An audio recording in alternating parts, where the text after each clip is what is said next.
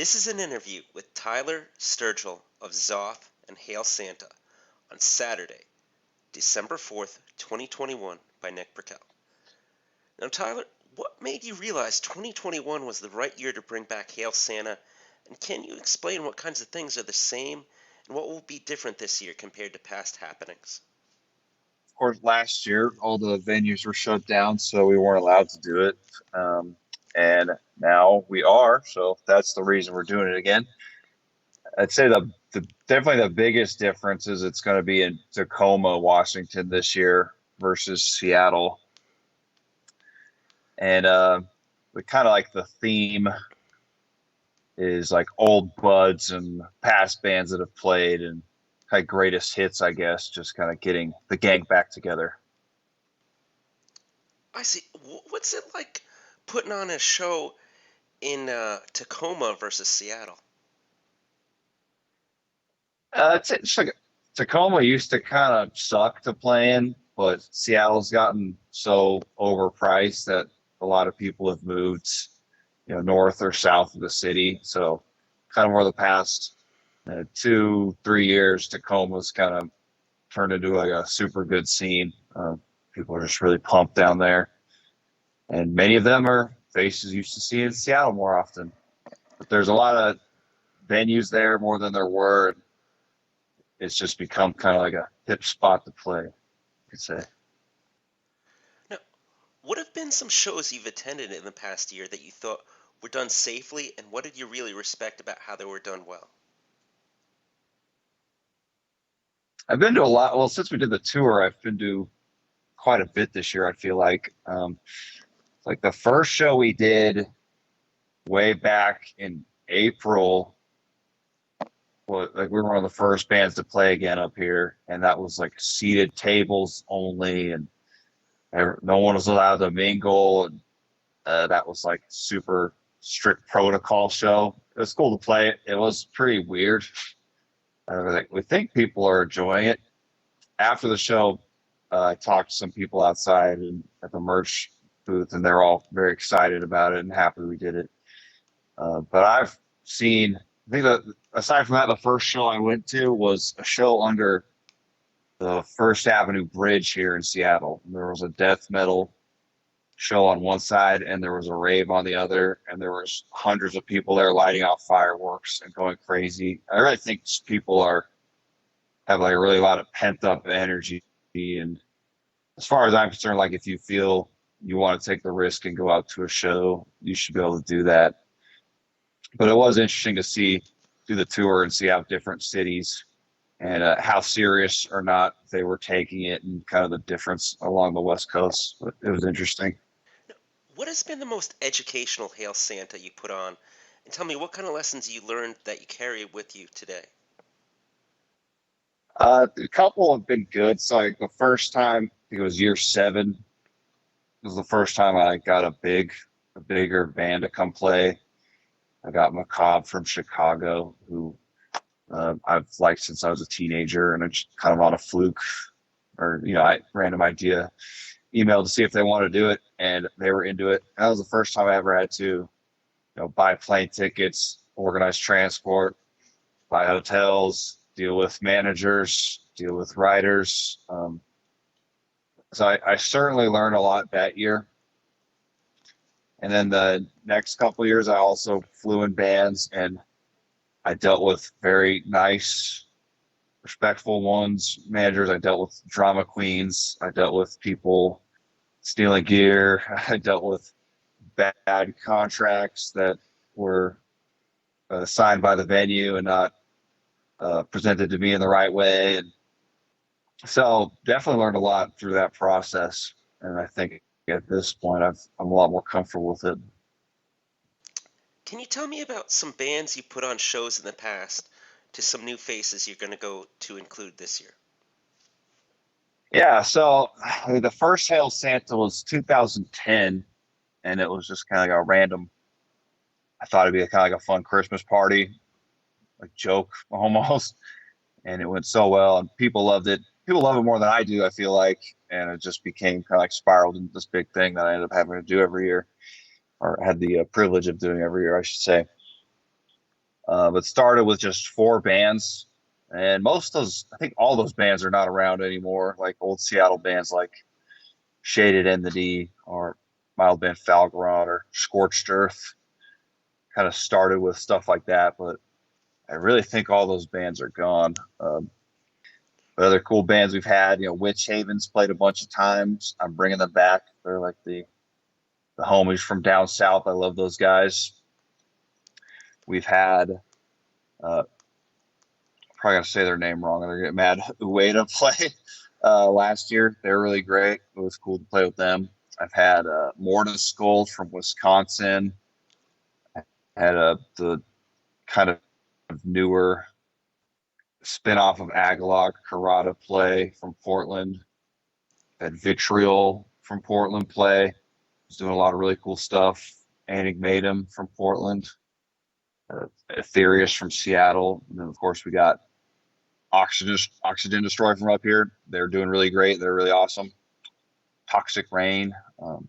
It's just tons of good bands, and it's never really hard to find any because there's such an abundance of them up in this area and all over the country, of course.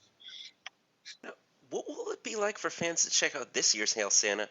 And can you tell me about some of the merch for fans to pick up? So I used to do the T-shirts that the artists printed, and I would sell them, but I decided that wasn't like very nice of me to do. So um, I let Eric at Gore Metal Art. He designs all the flyers, has every single year. He's been very helpful. And so he usually prints posters and some T-shirts of the flyers he does.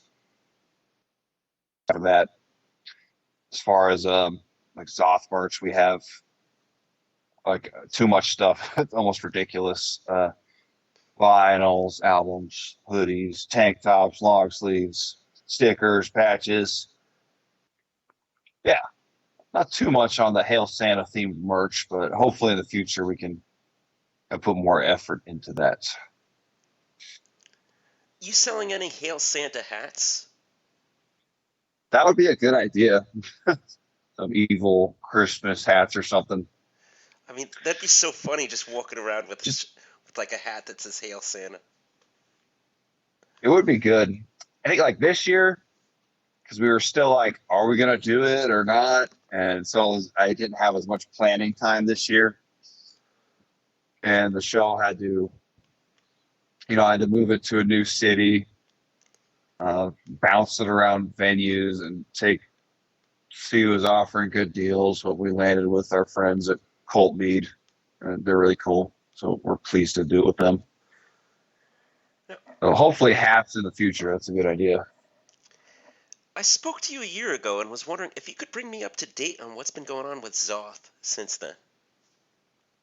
Okay, so the biggest thing we did, we finally got to do about a 2 week tour for our album, just the West Coast, but that was a really long time in the making because the album came out and then everything shut down, which is pretty devastating. But it felt really, really good to do that tour, and it was the first time we, or even myself, have gone on a tour where people were at every show, showing up to see us, knew the lyrics, knew the songs, had our merch already, and we're just really, really excited. So it was amazing to play and to some new people that have been waiting for it.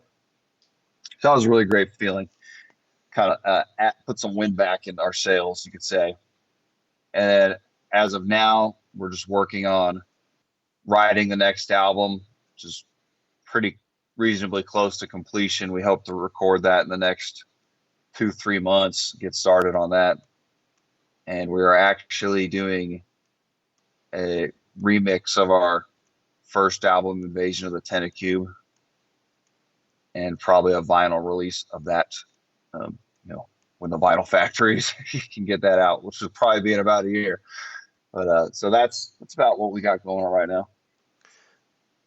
Can you tell me a bit about these songs you're working on? Like, about how many songs is it? Like, is it going to be anything a bit different than past releases? You experimenting with any new techniques or anything like that? So every album I do will be 8 songs. Every single time I've decided it's a good amount, not too little, not too much. For the songwriting, it has been like, yeah, expectations are really high. People really liked interdimensional indications, but I'm just trying to, present what I do honestly and kind of do everything we do, but more of it. So, more hooky, epic melodies, more brutality. I really want to work on something we haven't done too much in the past is more like dynamic kind of atmospheric sections and work on that. We're maybe going to add in some bits of synthesizer here and there, which we have like very sparingly on our first 2 CDs, and not all over the place on the new one. But I'm really into old movie soundtracks, sci-fi and horror, and I would like to bring that element into it for sure. Kind of see what we can come up with. So I think that's going to be kind of the biggest difference. But really just trying to write, always trying to write really catchy songs that aren't too long, um, technical without being pretentious. Something that I personally would like to listen to, if I was a fan. So that's kind of the goals we got going on. I saw you appear on this year's Veil Mist album. Can you tell me about the contribution? Yeah, so I've known Ronnie, the main songwriter, guitar player for that band, for a long time. When I used to live in LA, my old band Phlegathon, we would play shows with his band Stadius. And we just kept in touch over the years. Veil Mist was dropping the album. I loved their EP they put out. They just hit me up asking if I want to do a solo. So I said, of course, because he's got really cool influences. We're both huge King Diamond, Andy LaRocque fans. He's kind of doing like death metal, atmospheric mixed with King Diamond, spookiness. So it was really right up my alley. And the song "Ghoulish Delight," I got through the solo for. Had a really cool, chord progression that you could throw in some cool, unexpected notes. And I tried to make it like a super shreddy, but give it a little sort of sinister, evil vibe while keeping it melodic. That was really fun to do. Hope to do more stuff with them. You appear on any other releases this year? I have been commissioned for 2 other solos for albums coming up. I don't know when they're going to come out, or if I'm supposed to say if it's like a secret or something. But it is exciting. I have been commissioned for 2 more, and I'm getting some other requests I'm talking back and forth on. So I think since I've done this one and people are aware that I'm willing to do some studio work, I'm getting more offers. So that'll be exciting to see what comes up. But yeah, just keep an eye out on my social medias and stuff. You'll see what albums I will be appearing on. Now, what are the coolest Xoth as well as Hail Santa memorabilia you own in your personal collection? It's really great to have one of my albums on vinyl finally after collecting forever. So having that and getting to do that with Dawn Breed Records was really great. So always cherish that. I have for first couple of years I didn't really take any of our t-shirts or stuff things, so I missed out on that. I do have a Hostile Terraforming hoodie that there are only 2 of our first EP. That's pretty cool. And I really like one of my favorite designs, the T-Flex or Cybernetic Tyrannosaurus. I got the long sleeve of that saved. But as far as like our really old shirts, I really don't have many of them. I should have saved them. I also don't have a copy of Hostile Terraforming, which is out of print. Wow. Like I I need to remember. work on my. Oh, sorry, what? No, I was just gonna say I still have my copy of Hostile Terraforming. Remember getting you guys to sign it too. Cool, yeah. I should have kept one, but we sold out, and like I guess that's it. Yeah. But I think we're going to be working on. Oh, I should have mentioned this. We're going to do like a tape trilogy like box set with Dawnbreed, and that will be the first re-release of Hostile Terraforming in a few years. People ask me about it a lot, but it's just kind of at this point, I think it's cooler to be it's say it's out of print, you know. What would you say is your most cherished musical possession? I have a lot of cool guitars. It's hard to pick a favorite. I still have like the first like nice guitar I ever bought when I was 13. Mowed lawns for 2 years, saving up for it, like a used Gibson SG. I don't really play it that often anymore, but it's like a kind of a symbol of when I started taking music really seriously. So that guitar has a special place for me. And then, of course, I have a cool collection of Jackson guitars, which is kind of my soloist was the first guitar with like a good Floyd Rose tremolo that really got me into that style of playing, which I feel has become like staple and essential to my lead playing and creativity. Those are cool. I have a 1990 Japanese Ibanez RG named Dr. Mechanable, named after the saxophone slash vocalist from the band Psy.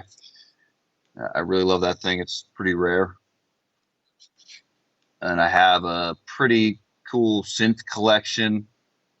I had to sell a bunch because it was taking up room and I was going broke, but I got a cool Italian synthesizer called the Studio Logic Sledge. That one's really cool. Yeah, too many guitars, a couple keyboards, but I'd say for the most part all hold some sentimental value to me. Yeah. Final words. Final words. Yeah, just keep an eye out for Xoth news.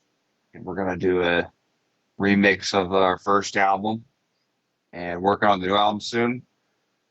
Also, I'm working on like a solo project of like soundtrack type music that I'm almost finished with, and I will be putting that out myself.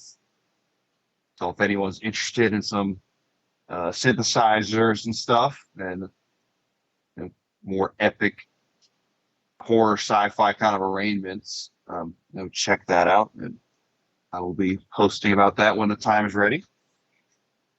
And that's about all I have going on. Thank you. This has been an interview with Tyler Sturgill of Xoth and Hail Santa on Saturday, December 4th, 2021 by Nick Burkell.